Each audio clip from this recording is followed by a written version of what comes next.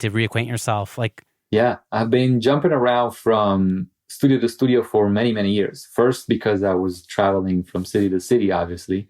But then, when I started to put my roots down here in LA, there's a bunch of studios here and they're all different and unique.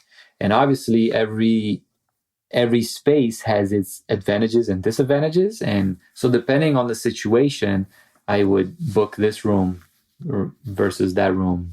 So if I was to track vocals, for example, I don't need to be in a big room, in a big studio with, a 3,000 square foot, live room. I don't need to do that. So depending on that, I would jump around from place to place. However, yeah, that being said, I have it down to maybe like 5 or 6 studios that I use all the time, maybe less than 5 or 6, but like a handful. So them.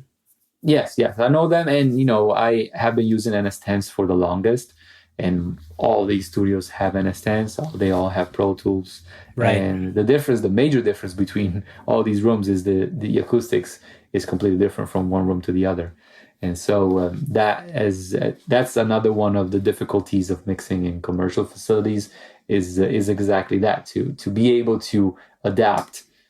Because of the acoustics being so different, like you may get into a room where there's massive big speakers and huge subs, and then the next one doesn't have any of that, and so you gotta adapt your mixing and what you're doing and the decisions that are being taken. I can't imagine being in a different room like multiple days of the week, like. Yeah, it sucks. Yeah. But once you know it, like you get used to it. It's kind of like switching from one set of speakers to the other. Yeah. So it's not like the end of the world. But. Right. Yeah, you get used to a set of speakers pretty quickly. I think. Do you use SonarWorks to like kind of help you? I don't know, find a balance or anything like that. I have not. Everybody is speaking highly of it, and I like the idea. The limitation to me is that I always switch speakers. And so that becomes clunky, right? Yeah. Can you pitch the NS10 to me for a second? Because I'm looking to get new speakers, and I'm kind of like honing in on a set of focals. Okay. But everyone loves the NS10s, and I mean I'm actually using like Yamahas. Obviously, they're not NS10s; they're the new ones, like the HS80s, which I'm completely sick of. Yes. Because they're okay. Yeah. Pitch the NS10. The following is IRKO's pitch for the NS10s. Yeah, do it. The NS10s, my friend, are the best, worst speakers on the planet. And therefore, you should totally use them for your mixes because of that. They're terrible. And so they're going to make you work so much harder that eventually the outcome of the mix will be great. That's it. That's the pitch. And their mid-range is like apparently super transparent. Like that's like apparently the big. Yeah, the frequency response is of course limited. It is what it is. There's there's no low end. Even the high end is somewhat limited, and they're very mid-rangey. If you turn them up loud enough, you're gonna get one of those faces like this, like oh my god, because it's like super mid-rangey. It's very piercing. But that's part of the game, and although the low end is the component, is the part of the mix that has the most information, the most energy, the most energy.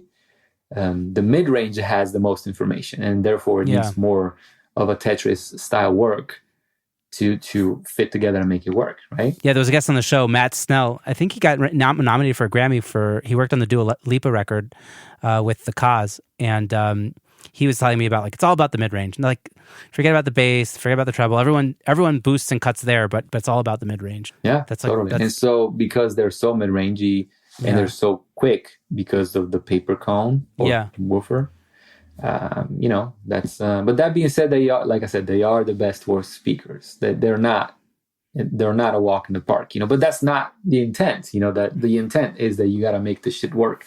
In the worst case scenario, in the best case scenario, you can put up a freaking demo. The speakers, will make it sound amazing. Yeah, totally. So I guess let's get into mixing. Tell me a bit about your approach. Like how do you mix? Like, do you have templates? Tell me about your routing. Are you hybrid, in the box, out of the box? Yeah. Again, this answer would have varied over the years. But nowadays, I'm fully digital, so I'm mixing entirely on Pro Tools. Yes, I have my template, but it's not a template where I just slap in some audio and it works. It's just a template that's like a blank canvas that allows me to reach for my tools quickly when I need them. And I start off with that, and then so basically the end result of the mix in the actual session is varies every single time. It's completely different, though it may look the same because I have the same the real estate of the screen is allocated to the same things on every session, but the actual treatment is completely different. It's all custom made every single time. My process is I study the rough mix first. First of all, that's the first thing that I want to do. I want to get familiar with the record. I want to understand where the parts are, what does what, who's important, who's less important, where's the spatial placements, and all of those things. Then I dig into the multi-tracks of the files that are sent from the client. So that's either stems or the Pro Tools session or whatever the case. And that gives me a lot of insight into their intent, the producer or artist or whoever created this thing.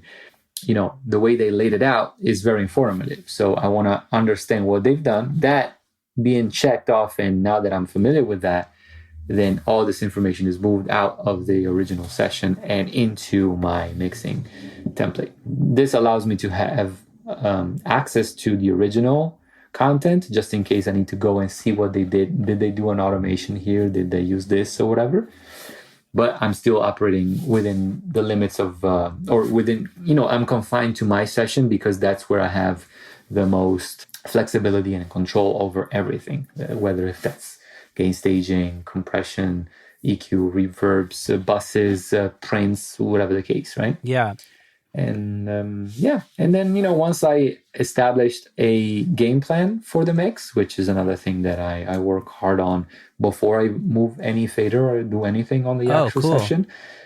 Yeah, I come up with a game plan to define, okay, these are the major moves that are gonna be done during the session, and then I go and implement them. But once I'm in the creative mode and in go time for mixing, there is no, I need to, make this track mono because it's 2 channels, but really it's a mono track, or any like technical things like that. It's all out of the way already. I'm actually mixing, Yeah, I find I do this, and I know a bunch of other people who have been on the show also do this. Is it kind of like we'll do the prep sesh like another day, like so you don't want to get bogged. Yes. You don't want to use that use your creative juices to like do that kind of stuff. Correct. So tell me a bit about this game plan, because I've never heard anybody say that quite like that before. Do you like write this down? Like you have like a notepad? Like what does that entail? Yes. So imagine like in this song that we're about to mix, there's a guitar and there's a piano, right? I want to know by studying the rough mix and the session, the session that was sent to me, where the priority is being set by the producer. Okay, is the guitar the driving force here and the piano is just filling up, or is it the other way around? So that is something that I'm getting informed by listening to the rough mix and everything. But I also need to take that in consideration. So unless the artist is asking for a specific, direction that's contradictory to whatever I'm hearing, which happens, I need to make sure that I'm establishing these ranks. Guitar number 1, piano number 2, if that's what we're talking about. Or is this a single voice kind of performance, or is this a double, a crowd kind of thing, right? So all of these things I need to make sure that I plan out and figure out what we're doing. Do we have mono drums or stereo drums? And if I have stereo drums, then that informs my decision about where to put, say, a stereo guitar part. That's a pair of tracks. So all of these things are informing the next one. It's like an entire it's an orchestration of everything else that's going to be put together. You know what I mean? Yeah, totally. So you just kind of are listening to the rough mix, you're taking all these mental notes, writing some of it down.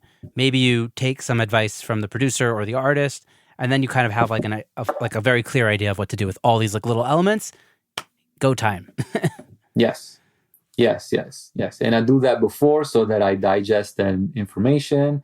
And I often always get on the phone with whoever has the creative control on the record before I do anything, so that I know, okay, is this what you want? It's very similar to how, a contractor would talk to you before installing the tiles, right? Because if you want freaking green tiles, you want to make sure that that information is being passed on to him so that he can provide exactly what you want.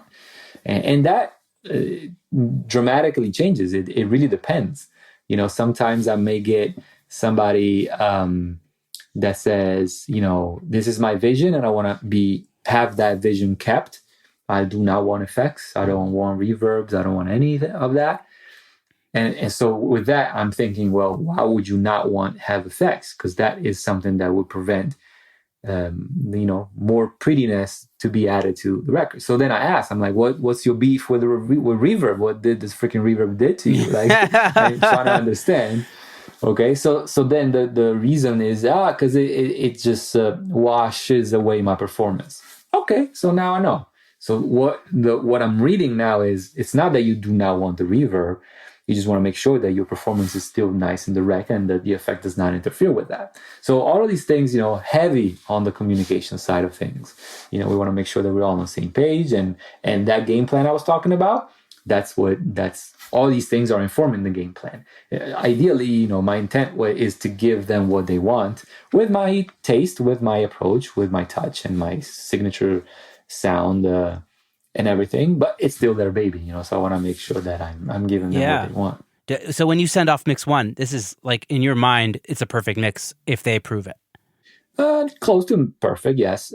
Sometimes on mix one, I will dare and do some, over the top kind of stuff that may sometimes be welcome, may sometimes be seeked, but maybe sometimes it's not okay at all. So again, it depends on the situation. I need to be, then that's why the first mix that I do for a new client is always the toughest, because I need to understand what they like, what they don't, and things like that.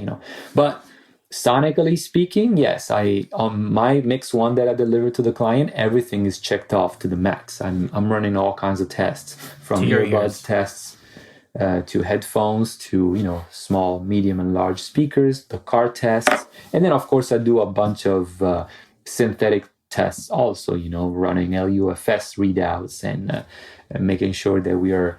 The dynamic range is respected. Making sure that how is this song. What's going to happen when our song is going to be on the streaming platforms, for example. All of these things are synthetic things that I test, that I do. Or if we're talking about some stuff that's intended to be a chart topper, put it next to something that is in the charts within that genre to see how we're stacking next to them. Yeah, right? Yeah, like the reference of those tracks. Do you do that while you're mixing also, or do you only do that after you've kind of completed a mix? After. When you're mixing, you're just focused on that one song. Yes, I'm focusing on the one song while mixing. It takes me about 10 hours or so to mix a record. It does happen very often that the 10 hours are not consecutive. They may be 5 hours on Wednesday and 5 hours on Thursday. So it does happen that I may start working on a mix first half of the day, and then the second half of the day I work on a different record, on a different song. So I may switch, but the final test to see how I'm stacking up to whatever's on the charts, that I do after I'm done. Like once I'm happy with everything, I've done all of my tests, that's when I start looking around and see, okay, what is Chris Brown doing on this record? Okay, what is Katy Perry doing over there? Yeah, I guess and again, not to copy anything, but just to kind of know what's happening. If it's in the sonic ballpark. Yes. Yeah, I totally get that. Yeah. I feel like also like when you probably have as many records under your belt as you do, like it's like you kind of know that it's like in the ballpark already anyways. So it's just like like a verification, like the car test kind of thing. Yeah, and also the over years and genres, trends and the aesthetics change also, if you listen to hip hop from the late 90s, it's boom bap to the fullest. Those drums are freaking huge. Nowadays the drums are not as big as then, so Right. it's, we gotta make sure that all these things are informing the mix. Yeah, yeah, absolutely. Do you mix non hip hop tracks as well, or are you like strictly a hip hop guy?